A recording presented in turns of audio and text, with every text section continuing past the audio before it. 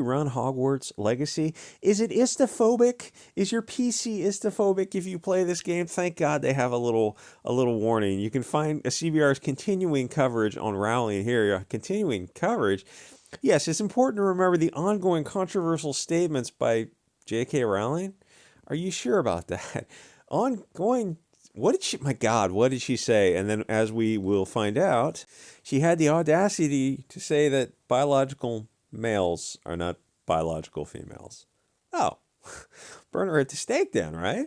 So click the links to join the channel here or subscribe. Sorry, thanks to everyone who has. So Hogwarts Legacy meets Istaphobic, anti-trains, J.K. Rowling, and the woke mob tries to cancel Hogwarts Legacy. They call her the ringleader for hate. This perfectly lovely 60-year-old grandmother is practically marching around in Hugo Boss or wearing white sheets and herself personally deleting people left and right. Like I envision her with a double-bladed battle axe just taking heads. So the JK Only Women Bleed Hugo Boss Rowling, if you remember, that's how it started with one tweet. When turns out that being left wing isn't left wing enough, or the left wing leaves you behind. It's like there's a lot of people in that position of where they're looking to the left and they're seeing the new far left just gets receding into the distance faster than light.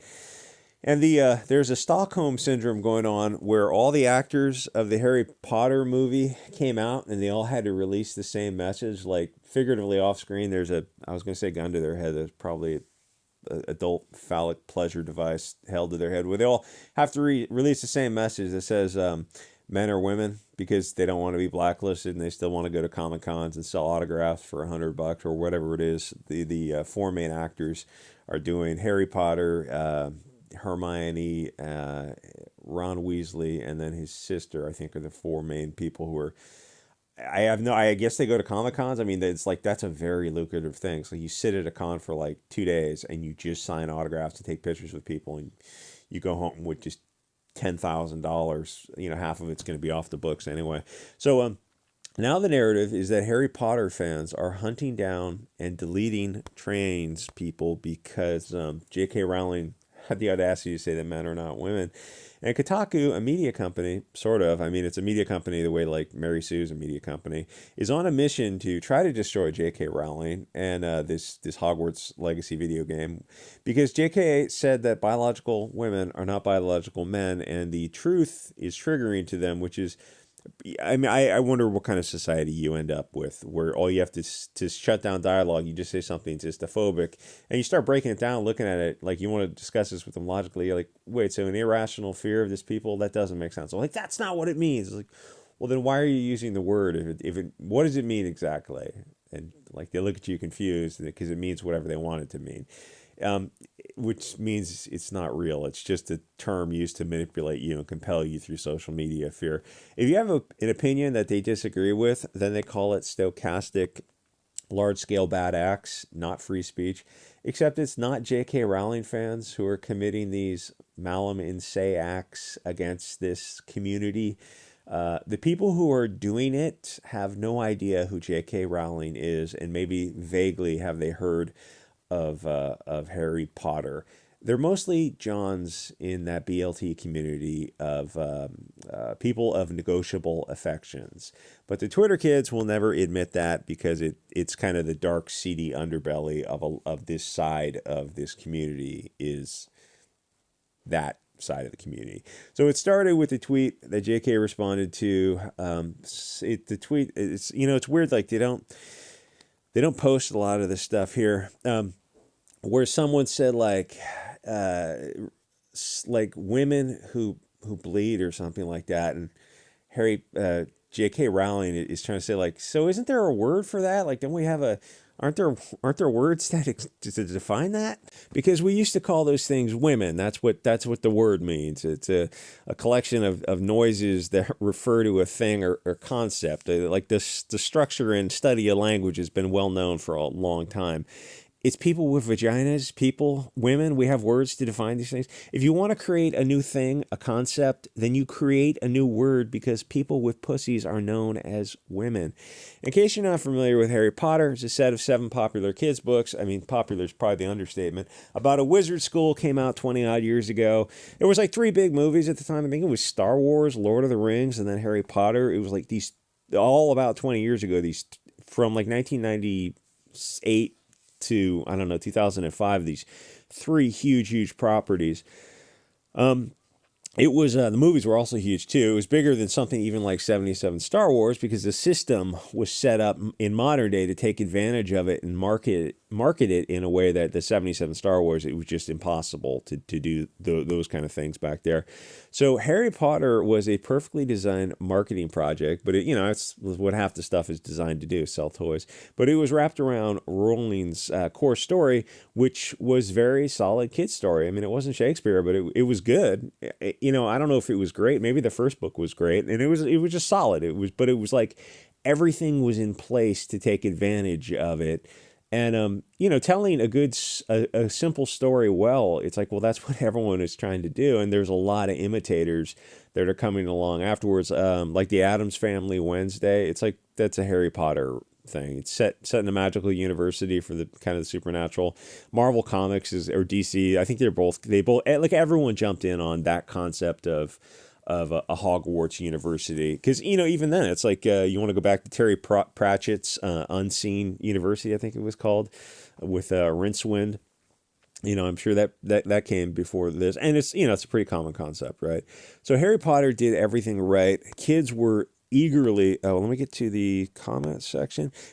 Kids were eagerly awaiting the next book in the series, and if they missed the books and they came out during the movies, and they just went back and read the books. So it was like I don't know when the whole thing was probably like a 15-year project. And then the movies came out also, which had a good cast. The whole thing is lightning in a bottle, much like the original Star, much like every movie you've heard of.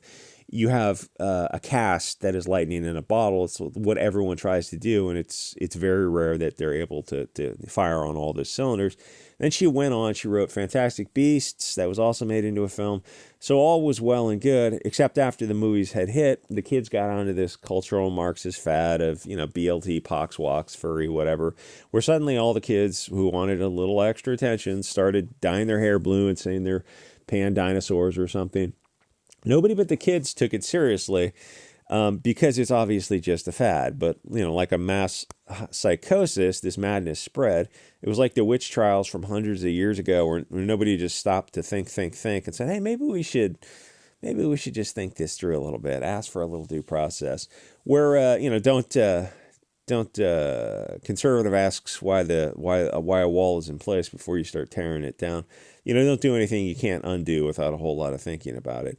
Where little girls started to see witches everywhere, except now that girls think that they're boys, and then they get body parts removed, and it's pretty dark and evil when you stop to think about it. Anyway, boys started to go into girls' bathrooms and changing rooms, and they started to compete against them in sports, and some people, heaven forbid, started to get concerned for their daughter's safety, and in fact, some incidences happened between those communities.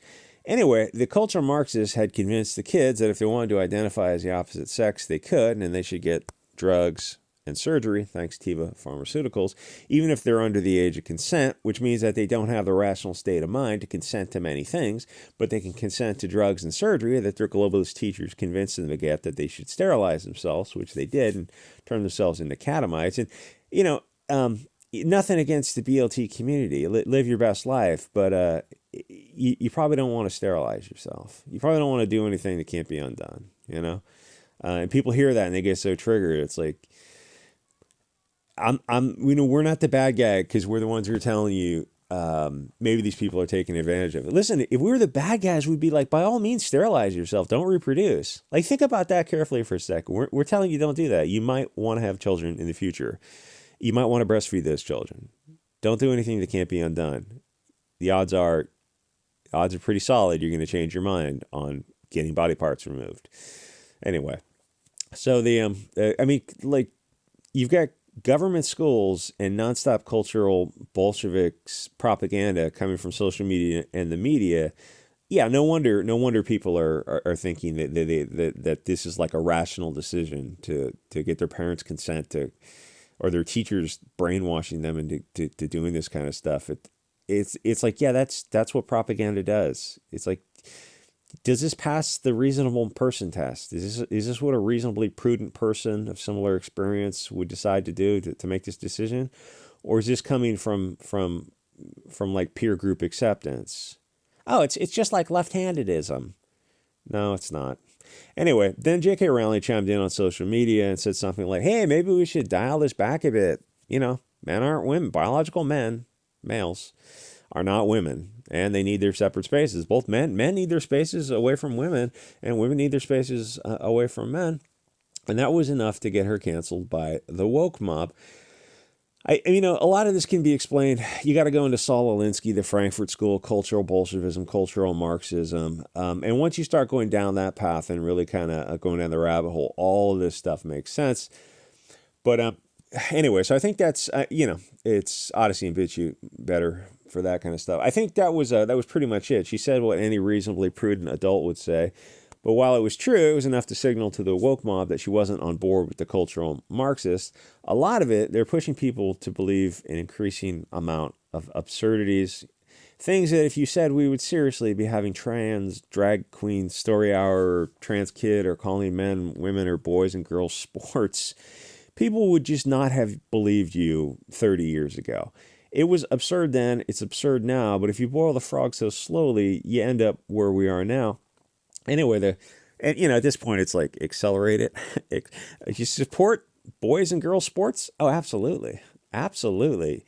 Because you got to get the middle of the political bell curve, of the left-wing political bell curve, the liberals, the parents, to look at this and put their foot down. So yes, you have to accelerate it.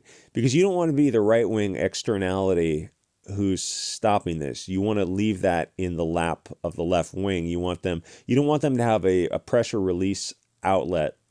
So that's why I look at like the patriot groups who are peacefully protesting story hours and stuff like that. I look at that and like, I don't know if that's the best option, because then the focus switches to you, a bunch of fat 40-year-old dudes, and I don't mean that like that. I mean, I think you want them to stew in their own poisonous decisions, like where if they want to burn down their own cities, Portland and Oregon and Washington, if they want to do this kind of stuff, I think it's better to let them deal with the consequences of their decisions than to have them focus on this externality. But these patriot groups and these proud groups are marching around. It's like, they voted for this kind of stuff. They want this kind of stuff, like stopping looters at Walmart in San Francisco.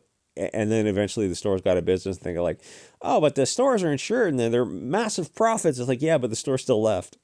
Oh, that's right. So where do we go now? Well, we drive further to go to the stores. It's like, well, how does that help the environment? Oh, I don't know, but my Tesla got broken into.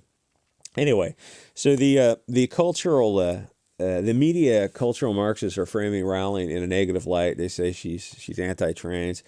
After she said that men aren't women, all the actors from her movies came out and released tweets about how, in fact, men actually are women, which is insane. Repeating a Stockholm Syndrome statement and getting 100,000 likes on it doesn't make it true. In today's Frankfurt School world, to make a statement a fact, a literal statement in accord with reality, is how they define you as anti-trans. They have constructed a twisted universe where if you don't agree that trans X is X, then you're istaphobic. But I mean, that's just a mathematical statement or a construct of the language. It's illogical. Trans X is not X. That's how the structure of language works. You're saying something that is logically inconsistent with objective reality. That you're violating the rules of the language.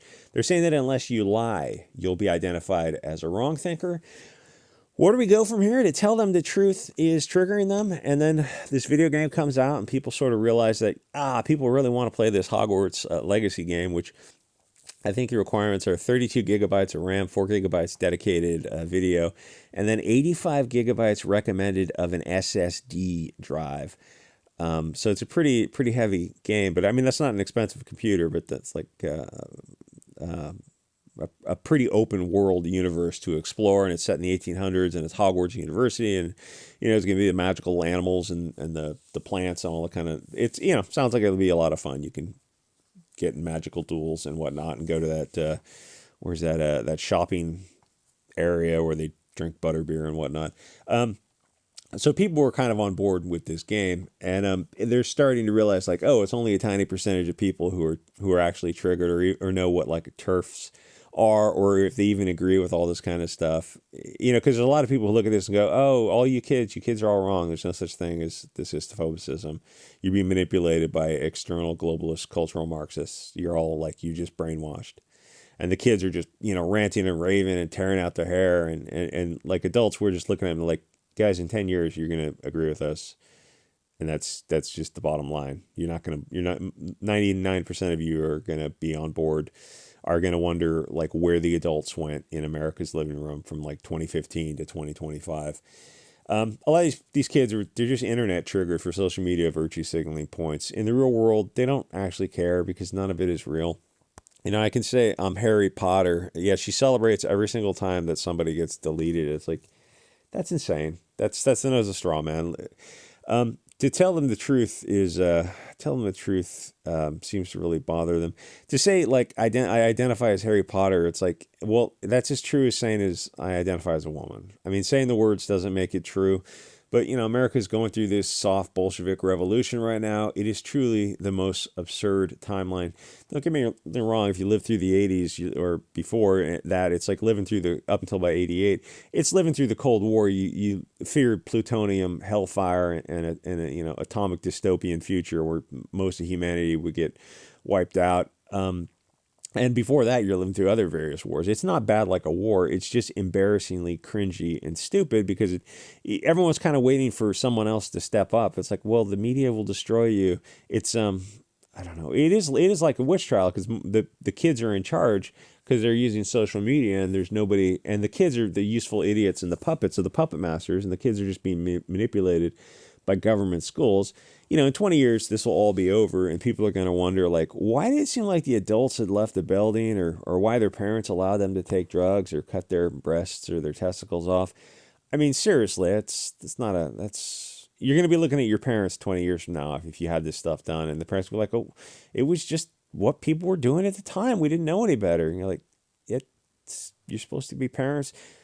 I don't know what to say about that. At this point, we'd be better splitting off into separate regions where we can, people like this can live according to these ways and means, and then people who want to be more conservative, was it Bryson Gray wants to set up a Christian state within a state? I look at that and go like, if that's the best option we have available for us, then let's go for it. Anything is better than this because you can't fight government school, 8 hours of government school propaganda coming from these blue-haired weirdo teachers, plus the rest of the social media cultural Marxist propaganda, and then the mainstream media Bolshevik propaganda.